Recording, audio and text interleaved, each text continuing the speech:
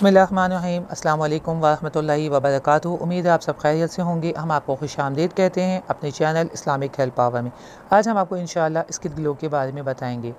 अपनी स्किन को लेकर सभी सेंसिटिव होते हैं। चेहरे की शादाबी बरकरार रखने के लिए, उसे खूबसूरत रखने के लिए हम आपको इंशाअल्लाह आज एक बेहतरीन लोशन के बारे में बताएंगे जो घर पर ही ख़ुद तैयार किया जा सकता है।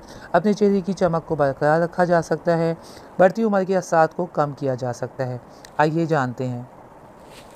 संतरे का छिलका सुखा कर पीस लें। इसके अंदर आटा 1 चम्मच, बेसन 1 चमचा, संदल और बालाई पेस्ट बनाने के लिए एक साथ मिला लें। इससे चेहरे पर खूब अच्छी तरह मालिश करें। चेहरे की खूबसूरती को बरकरार रखा जा सकता है और बढ़ती उम्र के असरात को ज़ायल किया जा सकता है। रोगान पिस्ता, रोगान बादाम, रोगान ज़ाफ़रान, मोम और कसम के फूल दूध में मिलाकर चेहरे की खूब अच्छी तरह मालिश करें। चेहरा हमेशा खिला खिला रहता है, इसकी रौनक बरकरार रहती है। महंगी क्रीम इस्तेमाल करने से बेहतर है कि होम रेमेडी इस्तेमाल करें, बेहतरीन असरात रखती हैं।